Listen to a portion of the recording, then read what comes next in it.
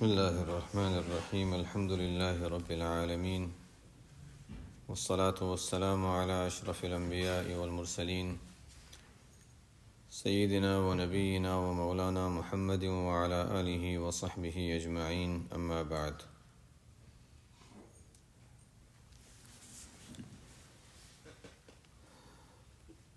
لا يخرج الشہوة من القلب الا خوف مزعج او شوق مقلق۔ انسان اللہ تعالیٰ کی اطاعت کرنا چاہتا ہے،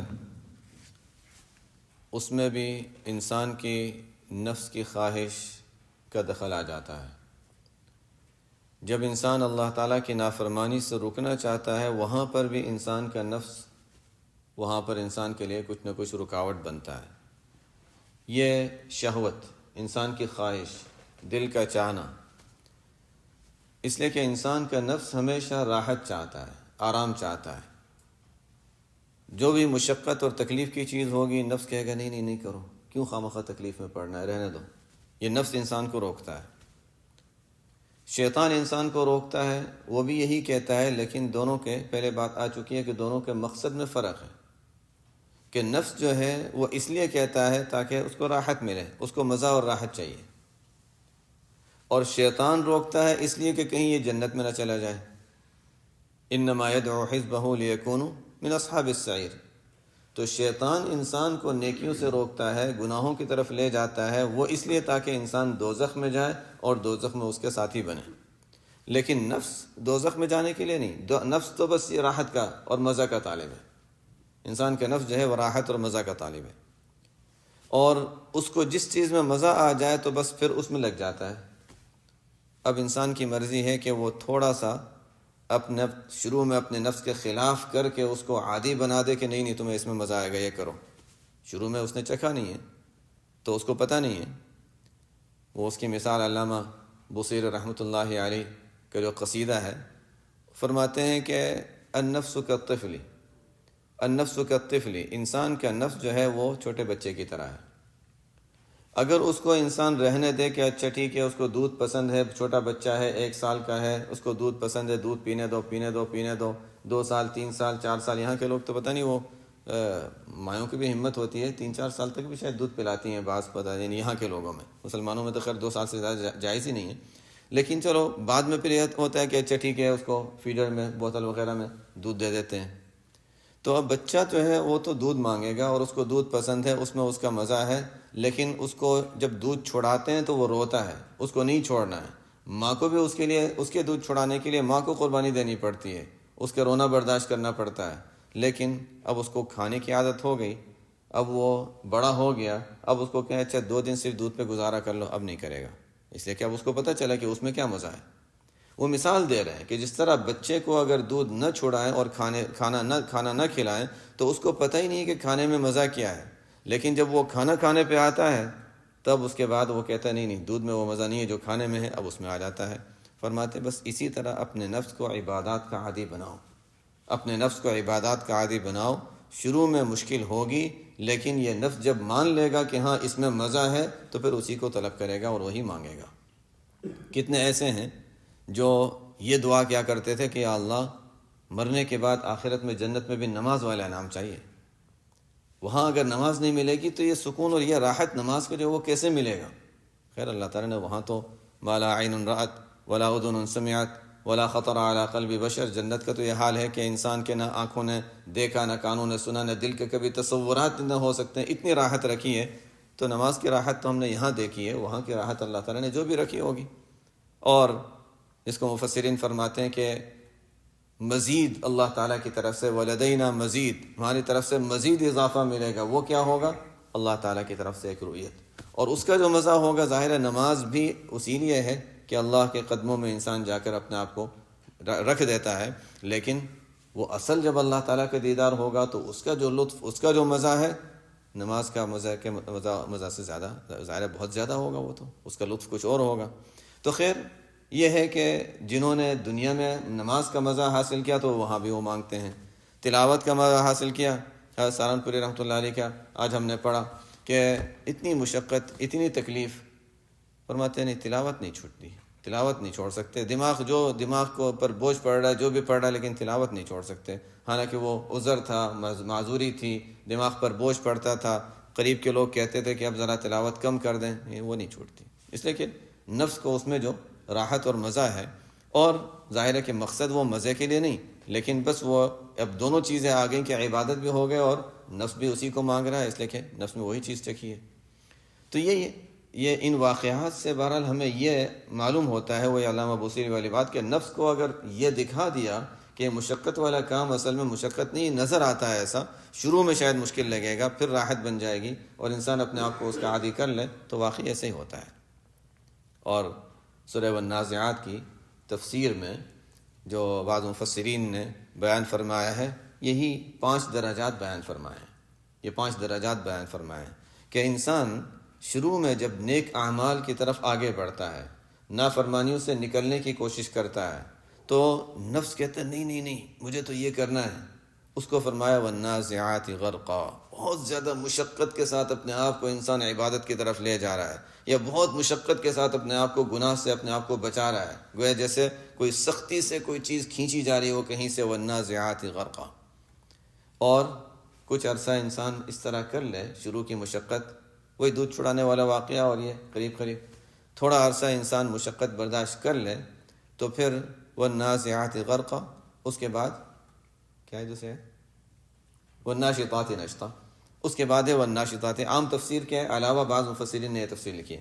اس کے بعد ہے تو نشطہ کے معنی کہ ناشطات نشطا اسی طرح ہے جیسے کسی جگہ جیسے بلون وغیرہ ہو اور اس میں ہوا بھری ہوئی ہو، اس کی گرہ لگی ہوئی ہو، انسان اس کی گرہ کھول دے، اس کی نوٹ کھول دے تو ہوا اس کی خود بخود نکل جاتی ہے. بس اسی طرح انسان تھوڑا سا اپنے نفس کو، دوسرا درجہ یہ آتا ہے کہ تھوڑا سا عبادت کی طرف اپنے آپ کو مائل کر دے، تھوڑا سا بس کوشش کر لے تو بس خود بخود انسان اس میں لگنا شروع ہو جاتا ہے. پہلے درجے میں نہیں، دوسرے درجے میں یہ ہوتا ہے. تو پہلا درجہ والنازعات غرقا، دوسرا درجہ والناشطات نشطا، بہت سہولت کے ساتھ اب عبادت میں لگ گیا. جن کو پہلے سے عادت ہے اعمال کرنے کی، وہ اور زیادہ آگے بڑھنے شروع ہو جاتے ہیں. تو والناشطات نشطا، اس کے بعد دوسرا درجہ، بہرحال پہلا درجہ مشقت کا، پھر دوسرا درجہ آسانی کا، والنازعات غرقا والناشطات نشطا. اس کے بعد پھر سابحات سبحا. اس کے بعد تو انسان آگے بڑھتا چلا جاتا ہے. سابحات جیسے تیرنے والا شخص تیر رہا ہے اور تیرنے میں ماہر ہے تو اس کو کوئی رکاوٹ نہیں آتی، جا رہا ہے. جو ماہر تیر اندازی کرنے والے ہوتے ہیں پانی میں تیرتے ہوئے، راستے میں چلتے ہوئے تو عام جگہوں پر انسان کے چلتے ہوئے کوئی رکاوٹ آ جائے گی، کوئی چیز آ جائے گی. پانی میں تو بس کھلی جگہ ہے، انسان تیرتے ہوئے چلا جائے. سابحات سبحا. اور جب تیرتے ہوئے آگے جاتے ہیں اس کے بعد فالسابقات سبقا، اوروں سے آگے نکل جاتے ہیں اور بہت ترقی کر جاتے ہیں اعمال صالحہ میں. اور جب وہاں پہنچتے ہیں تو پھر اللہ تعالیٰ ان پر کچھ ذمہ داری ڈال دیتے ہیں کہ اچھا صرف اپنی فکر نہیں کرنی، اب دوسروں کی بھی فکر کرنی ہے. انبیاء علیہ السلام بھی یہی مراحل سے گزرے. اس کے بعد فالمدبرات امر، اب دوسروں کے امور کی بھی تدبیر کرنی ہے، دوسروں کا بھی خیال رکھنا ہے. اب کسی نے کوئی اچھا وقت گزارا ہے، اب اللہ تعالیٰ اس پر ذمہ داری یہ ڈالتے ہیں کہ اچھا اب صرف اپنی فکر نہیں، اپنے ماتحتوں کی فکر پہلے آتی ہے. اس کے بعد پھر دوسروں کی فکر. کسی کو اللہ تعالیٰ نے امامت کا درجہ دیا ہے تو اچھا مقتدیوں کا بھی خیال رکھنا ہے. لیکن ان مراحل سے گزر کر ہوگا تو اس کا مطلب ہے ترتیب پہ سب چیزیں بیٹھ رہی ہیں. ان مراحل سے گزرا نہیں ہے، ویسے ہی آخری درجے پہ چلا گیا تو ظاہر ہے وہ پھر نقصان دہ ہوتا ہے. یہ 5 مراحل ہیں، والنازعات غرقا والناشطات نشطا والسابحات سبحا والسابقات سبقا. اور اس کے بعد پھر 5واں درجہ ہے فالمدبرات امرا. یہ درجات ہیں. تو بہرحال اب یہ فرماتے ہیں کہ انسان کے دل میں جو نفسانی خواہشات ہیں، شہوات ہیں، یہ چیزیں جو دنیا کی محبت ہے، مزے ہیں، یہ سب چیزیں یہ دل میں رہتی ہیں. کبھی کبھی دب جاتی ہیں لیکن رہتی ہیں اندر. نکلتی کب ہیں؟ اس کی بہت زیادہ جب اس کو کہ تقریباً ختم ہوگی، بالکل تو خیر کبھی بھی انسان مطمئن نہیں ہو سکتا، لیکن یہ کہہ سکتے ہیں کافی حد تک جب وہ ختم ہو جاتی ہیں. وہ کب؟ فرماتے ہیں 2 چیزوں میں سے کوئی ایک چیز ہو تو ہوتا ہے. وہ کیا؟ لا یخرج الشہوۃ من القلب الا خوف مزعج. یا تو انتہائی درجے کا خوف خدا انسان پر طاری ہو جائے. عام حالات میں اصل کے لحاظ سے یہ مطلوب نہیں ہے کہ ہر وقت ایسا رہے، کبھی کچھ وقت کے لیے خوف مزعج، یا خوف کا غلبہ ہو جائے، یا پھر شوق مقلق، یا انتہائی درجے کا اللہ کے ساتھ محبت اور شوق، وہ چیز آ جائے. حدیث میں آپ صلی اللہ علیہ وسلم نے یہ الحزب العظم کی دعاؤں میں ایک دعا آتی ہے کہ اللہ تعالیٰ سے آپ صلی اللہ علیہ وسلم مانگ رہے ہیں، اس دعا میں یہی بات سکھائی ہے. فرمایا ہے کہ وَشَوْقًا إِلَىٰ لِقَائِكَ وَشَوْقًا إِلَىٰ لِقَائِكَ، اے اللہ میں تیری ملاقات کا شوق رکھتا ہوں، کہ یہ مانگتا ہوں کہ مجھے تیرے ملاقات کا شوق دل میں رہے ہمیشہ. شوقاً إِلَىٰ لِقَائِكَ، لیکن اتنا غلبہ نہ ہو. یہ بات یہ تو جیسے میں نے بتایا تو عارضی تھوڑی دیر کے لیے ہو تاکہ نفس دب جائے. لیکن شوقاً إِلَىٰ لِقَائِكَ کے بعد آپ صلی اللہ علیہ وسلم مانگتے ہیں من غیر ضراء مضرہ ولا فتنة مضلہ. یہ وہی بات ہے، من غیر ضراء مضرہ، ایسا نہ ہو کہ کوئی تکلیف میں پہنچانے والی کوئی مشقت پیش آ جائے اس کی وجہ سے، یا فتنة مضلہ، گمراہ کرنے والا کوئی آزمائش اور فتنہ آ جائے. اس سے کہ کبھی کبھی جب بہت زیادہ شوق کا غلبہ ہوتا ہے تو انسان ایسی باتیں کہہ دیتا ہے جو غیر مناسب ہوتی ہیں، ایسے کام کر لیتا ہے جو غیر مناسب ہوتی ہیں. غلبہ ہے نا، غلبہ حال ہے. ہمارے بعض اسلاف کے واقعات میں ایسے جاتیں ملتی ہیں، جب شوق کا غلبہ ہوتا ہے تو عجیب عجیب باتیں جو عام لوگوں کے لیے حجت نہیں ہوتی لیکن ان کے لیے وہ معذور سمجھے جاتے ہیں. حضرت رابعہ بصریہ رحمۃ اللہ علیہا مشہور اللہ والوں میں، اللہ والیوں میں شمار ہوتی ہیں. ان کا واقعہ مشہور ہے. ایک مرتبہ ایک ہاتھ میں کچھ لیا تھا جس میں لکڑی تھی جس پہ آگ جلی ہوئی تھی، اور ایک ہاتھ میں پانی تھا، لوٹے میں پانی تھا. کیا بات ہے؟ کہا کہ میں چاہتی ہوں کہ یہ دوزخ کو تو پانی سے بجھا دوں اور جنت کو آگ لگا دوں. یہ ظاہر غلبہ، جب غلبہ شوق ہوتا ہے تو اس کے بعد انسان معذور ہوتا ہے. تو کیا بات ہے؟ کہا لوگ اللہ کی عبادت اللہ کے لیے نہیں کرتے ہیں، یا تو جنت حاصل کرنے کے لیے کرتے ہیں، دوزخ سے ڈر کی وجہ سے کرتے ہیں. یہ چیزیں ختم ہو تو اللہ تعالیٰ کی عبادت اللہ کے لیے ہو. یہ چیز کوئی مطلوب نہیں ہے. بات ٹھیک ہے، ہمارے لیے ایک سبق تو ہے اس واقعہ میں، لیکن یہ کوئی مطلوب چیز نہیں ہے. ٹھیک ہے انسان دوزخ سے ڈر کی وجہ سے کرے یا جنت حاصل کرنے کے لیے کرے، ہاں اعلیٰ درجہ یہ ہے کہ ان دونوں سے ہٹ کر اللہ کی رضا کے لیے کرے. بعض اسلاف ایسے گزرے، انتقال کا وقت آیا تو کسی نے دعا دی کہ اللہ تعالیٰ آپ کو جنت میں پہنچائے. مسکرانے لگے. فرمایا اتنے عرصے سے جنت میرے سامنے مزین ہو کر آ رہی ہے، میں کبھی اس کی طرف نظر نہیں کرتا، اور تم مجھے جنت کی دعا دے رہے ہو. میں تو جنت کے مالک کا طالب ہوں.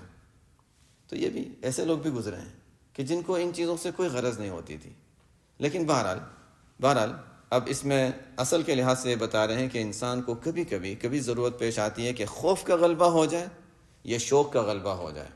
شوق کا غلبہ کچھ عرصے کے لیے تو ٹھیک ہے، جس سے کیا ہوگا، شہوات دب جائیں گی.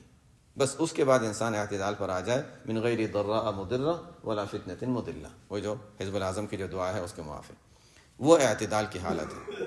لیکن جب غلبہ ہوتا ہے کسی چیز کا تو انسان کبھی کوئی ایسی بات کہہ دیتا ہے، کبھی انسان پر کوئی عجیب سی حالت آ جاتی ہے. بہرحال وہ عارضی طور پر تو ٹھیک ہے، وہ ایک گزرگاہ ہے، ایک راستہ ہے، لیکن اس پر رہنا، اس پر دائم رہنا وہ کوئی مطلوب اور پسندیدہ نہیں ہے.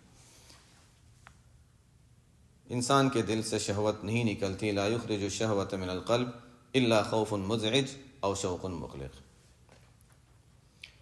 آگے فرماتے ہیں، الگ بات ہے، مختلف عنوان ہے، کما لا يحب العمل المشترک كذلك لا يحب القلب المشترک. العمل المشترک لا يقبله والقلب المشترک لا يقبل علیہ. یہ جملے بڑے عجیب ہوتے ہیں. فرماتے ہیں کہ جس طرح اللہ تعالیٰ مشترک عمل قبول نہیں فرماتے. ایک عمل انسان، جیسے ریا کا تذکرہ آیا تھا، ایک عمل انسان کرتا ہے کہ اللہ تعالیٰ کو بھی دکھا دوں، لوگوں کو بھی دکھا دوں. نہیں، اللہ تعالیٰ فرمائیں گے ٹھیک ہے. قیامت کے روز بعض ایسے لوگ ہوں گے، فرشتے ان کا نام اعمال پیش کریں گے کہ اچھا انہوں نے فلانا عمل کیا تھا، یہ نیک عمل کیا تھا. اللہ تعالیٰ فرمائیں گے اس کو رہنے دو. فرشتے کہیں گے نہیں واقعی اس نے کیا تھا اور یہ اس کا عمل ہے.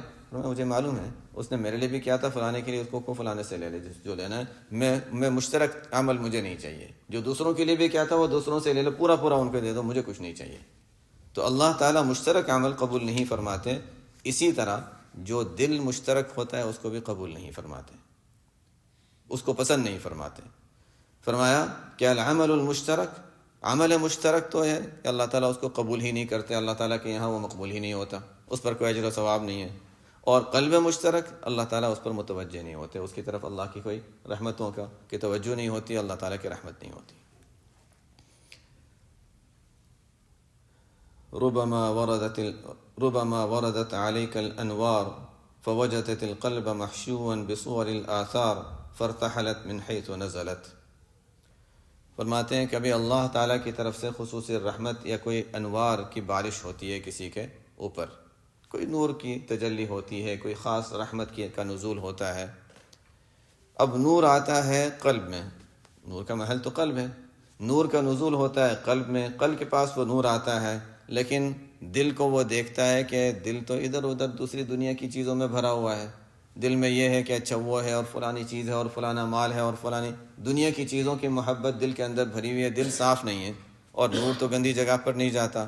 تو فرماتے ہیں کہ کبھی کبھی کوئی نور انسان کے دل پر اللہ کی طرف سے آتا ہے، دل کو دیکھتا ہے کہ وہ تو دوسری چیزوں سے بھرا ہوا ہے، دنیا کے چاہے وہ جائز یا ناجائز، لیکن بہرحال یعنی لغویات اور دنیا کی چیزوں میں دل کے اندر وہ چیزیں بھری ہوئی ہیں۔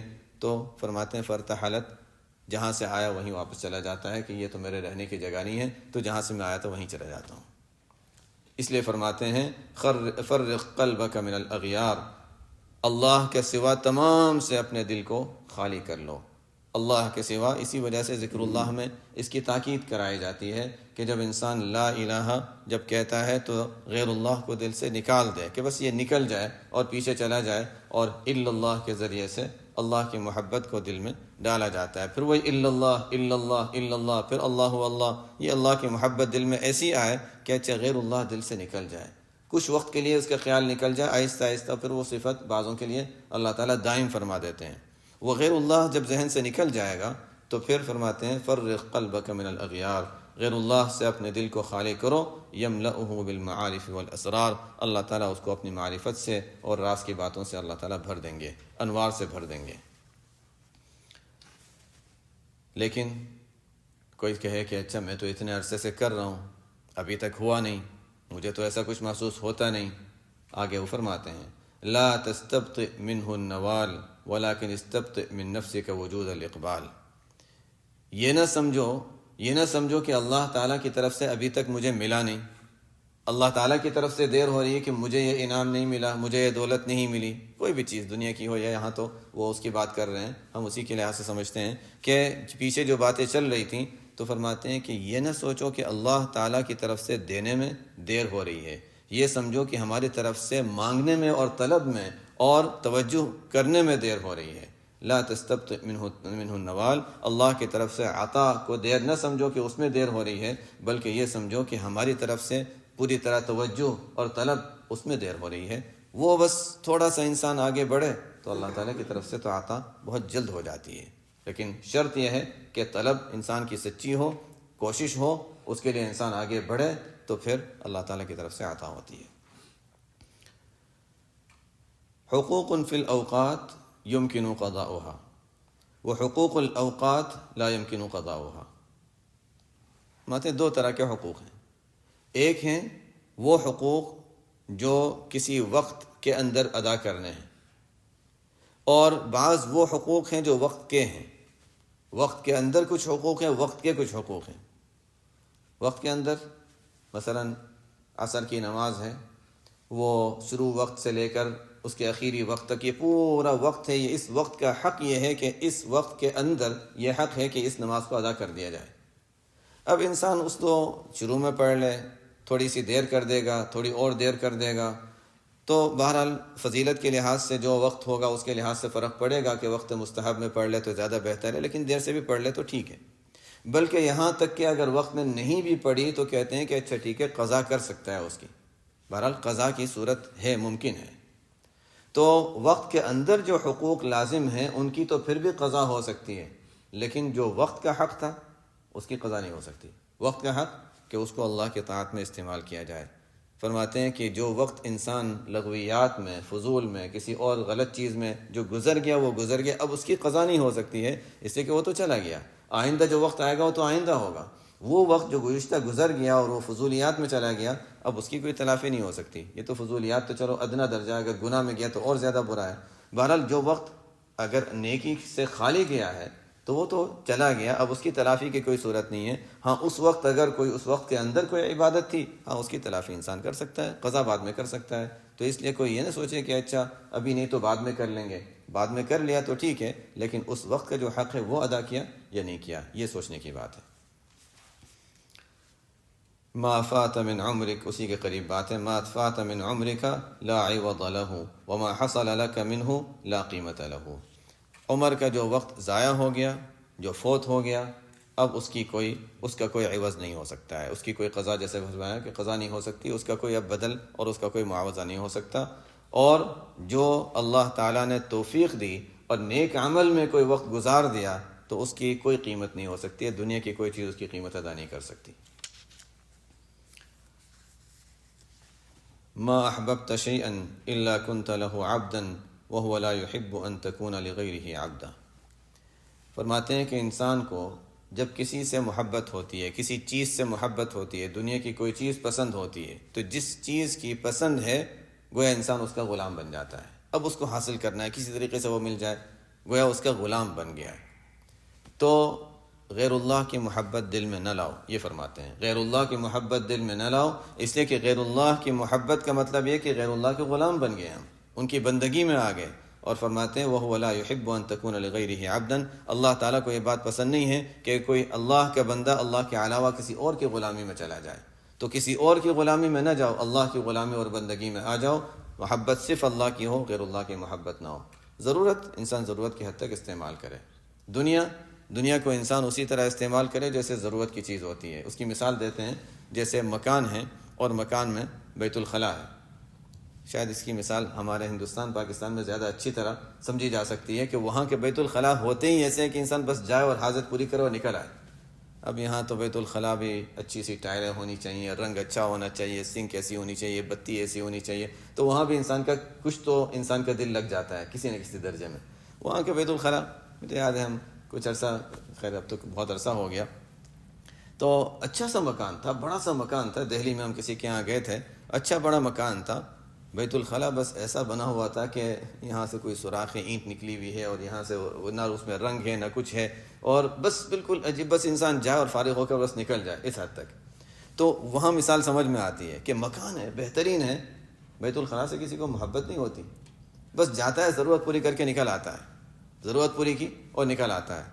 اور اب تو ہمارے فون نے اور زیادہ معاملہ بگاڑ دیا ہے، بیت الخلاء میں جا کے لوگ فون پہ بیٹھ جاتے ہیں، تو آرام سے وقت گزر رہا ہے، اس کا کوئی فکر نہیں ہے۔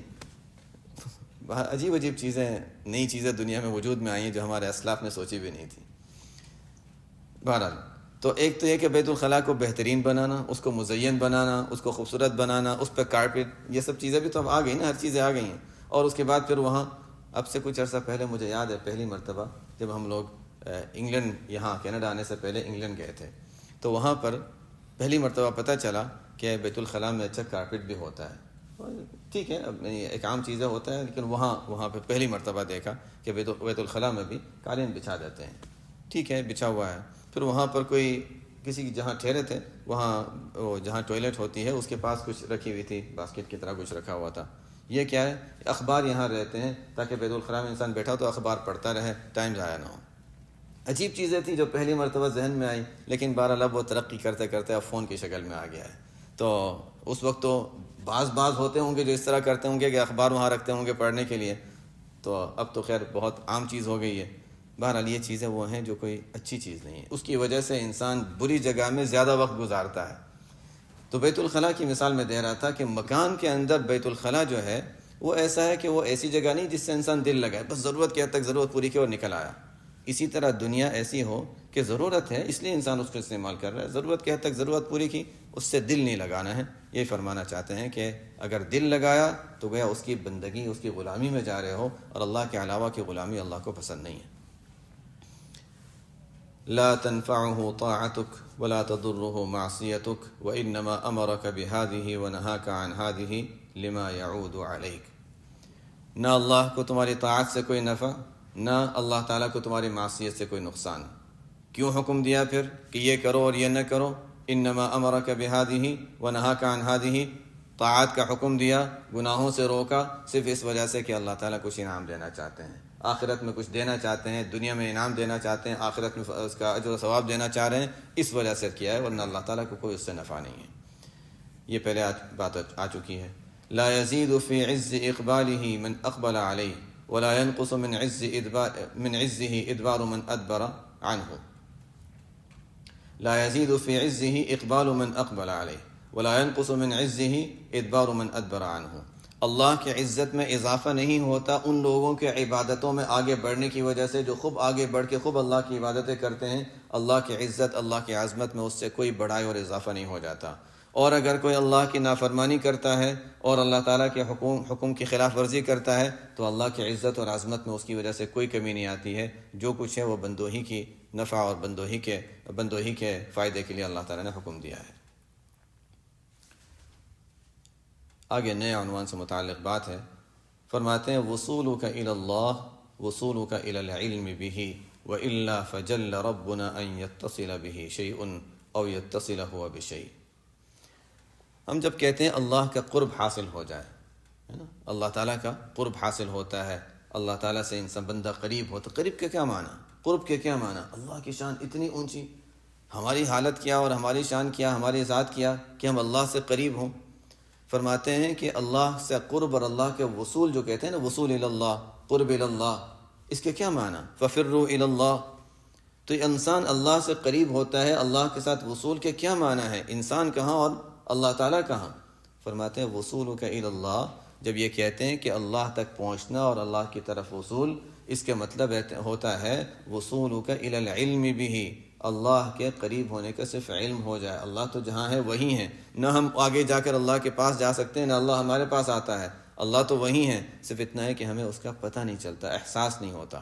اس کی مثال بھی بعض مشائخ نے اچھی دی کہ ایک شخص ہے جس کو کسی سے تعلق ہے، چاہتا ہے کہ وہ میرے پاس ہو، لیکن یہ شخص جو یہ چاہ رہا ہے وہ اس کی آنکھوں سے وہ معذور ہے، نظر نہیں آتا، کانوں میں بھی اس کو کوئی بیماری ہے جس کی وجہ سے وہ سن نہیں سکتا، نزلہ وغیرہ بھی ہے جس کی وجہ سے اس کو خوشبو بھی نہیں آتی کسی چیز کی، بالکل نہ دیکھ سکتا ہے، نہ سن سکتا ہے، نہ سن سکتا ہے، کچھ بھی نہیں، اور وہ چاہتا ہے کہ میں جس کو چاہتا ہوں وہ میرے پاس ہو، حالانکہ وہیں اس کے پاس بیٹھا ہوا ہے، اس کو پتہ ہی نہیں چل رہا۔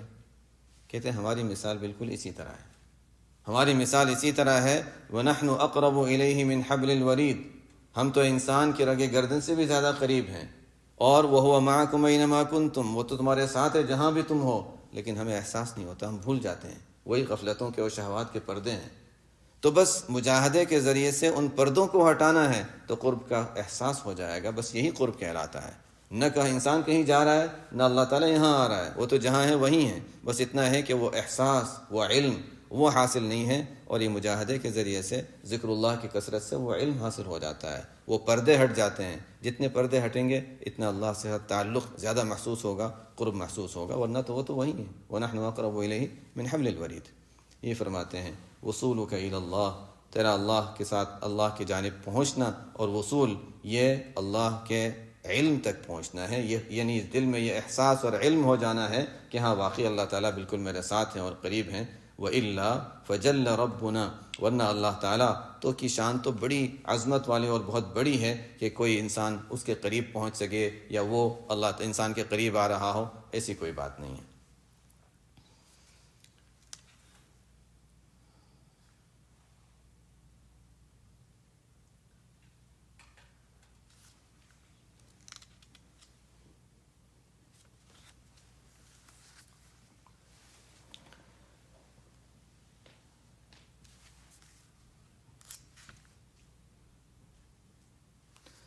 آگے نئے عنوان سے متعلق بات ہے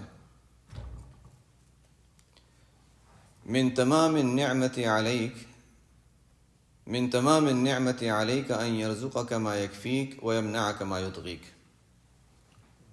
اللہ تعالیٰ کی انعامات کامل درجے کے دنیاوی اعتبار سے بھی اور دینی اعتبار سے بھی کامل درجے کا انعام اللہ تعالیٰ پر یہ ہے کہ اللہ تعالیٰ انسان کو جتنا کافی ہے وہ دے دے، اور جو انسان کو کفایت سے زیادہ ہوتا ہے، دنیا کی لحاظ سے زیادہ بات واضح ہوگی، اور بعضوں نے دینی اعتبار سے بھی اس کو واضح کیا ہے، لیکن دنیاوی اعتبار سے انسان کے پاس ضرورت کی حد تک ہوتا ہے اور ضرورت سے زائد نہیں ہوتا۔ انسان چاہتا ہے تھوڑا سا زائد مل جائے، تھوڑا ایکسٹرا اگر آ جائے، تھوڑا زائد میرے پیسے آ جائیں تو اچھا، پھر میں یہ سوچوں کہ اچھا شاید یہ کرنا ہے، شاید یہ کرنا ہے۔ تو حالانکہ انسان کے پاس دو چیزیں، وقت اور مال، دو چیزیں اگر زیادہ آ جاتی ہیں تو انسان کو برائی کی طرف لے جاتی ہیں، اس لیے کہ اب وقت بھی ہے اور مال بھی ہے، اچھا اس کو کہاں خرچ کریں، چلو یہ کر لیتے ہیں، چلو یہ کر لیتے ہیں، وقت بھی ہے اور مال بھی ہے۔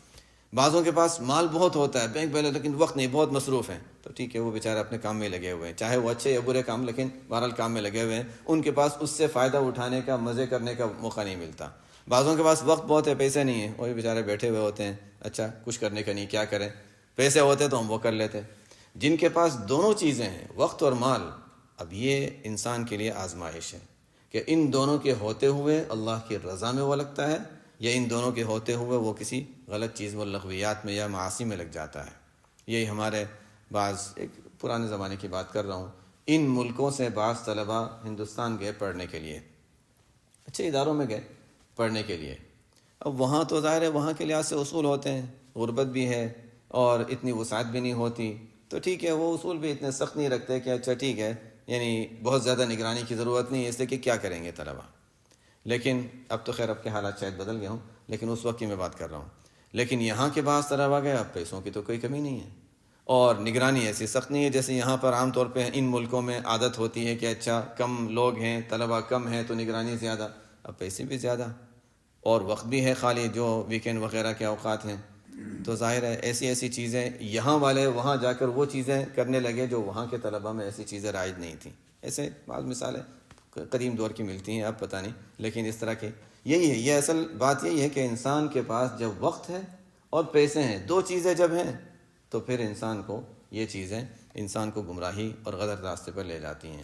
تو فرماتے ہیں کہ اللہ تعالیٰ کی کامل نعمت انسان پر یہ ہے کہ اتنا انسان کو اللہ تعالیٰ دنیا میں دے جو انسان کے لیے کفایت اور ضرورت پوری کرنے کے حد تک ہو جائے، اور اس سے زائد نہ دے جو انسان کو سرکشی اور برائی کی طرف لے جائے۔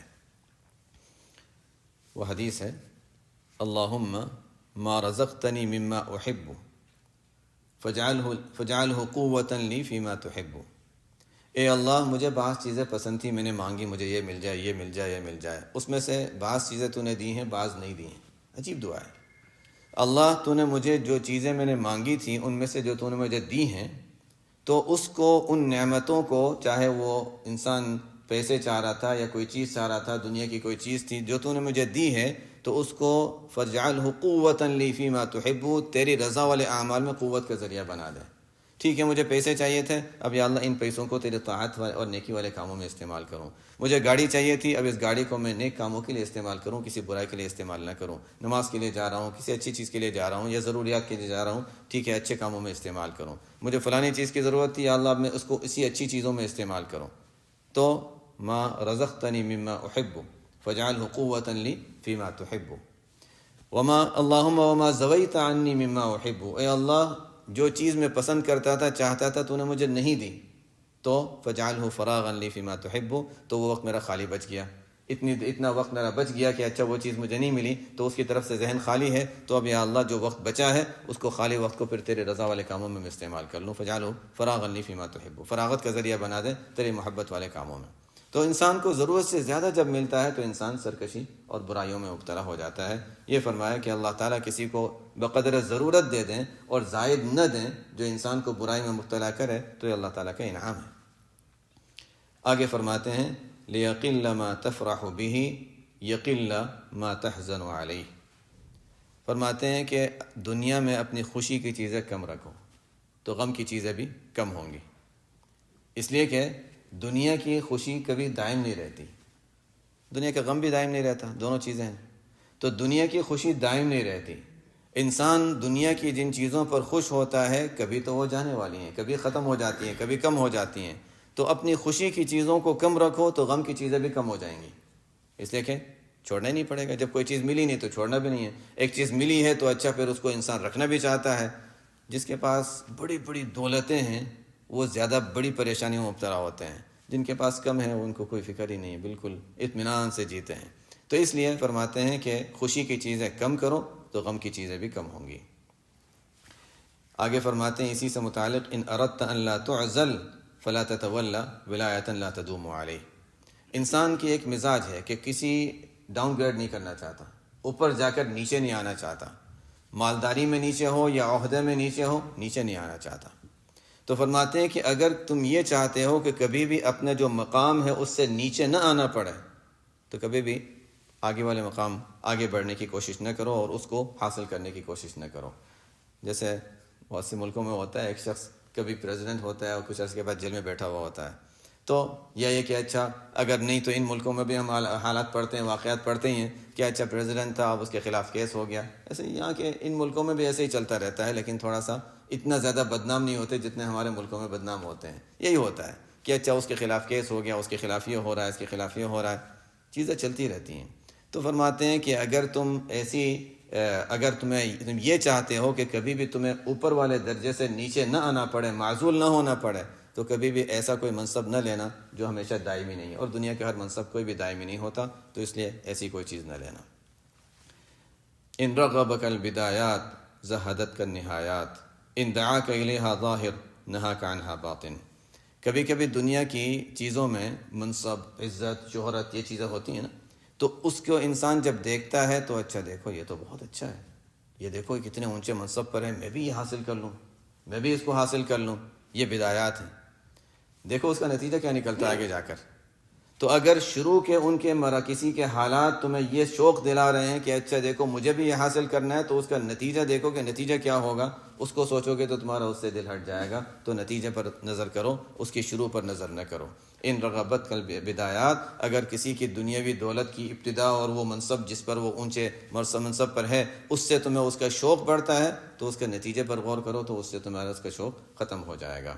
ان دعاک الیہا ظاہر، اگر اس کا ظاہر تمہیں اس کی طرف کھینچ رہا ہے تو اس کی حقیقت پر غور کرو. تو نہاک عنہا باطن، اس کی باطن اور حقیقت جو ہے وہ تمہیں اس سے دور کرے گی کہ نہیں اس طرف جانے کی ضرورت نہیں ہے.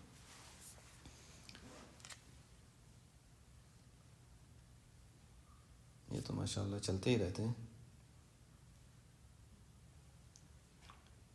سبحانک اللہم و بحمدک اشہد ان لا الہ الا انت استغفرک و اتوب الیک. خاصا 10 دن ہوئے ہیں تو تلک عشرۃ کاملہ تو ہو گیا ہے. اب یا تو دیکھتے ہیں، میرے خیال سے 1-2 بھی اہم باتیں، بعض کام کی چیزیں جو باقی ہیں تو 1-2 دن دیکھ لیتے ہیں اور انشاءاللہ.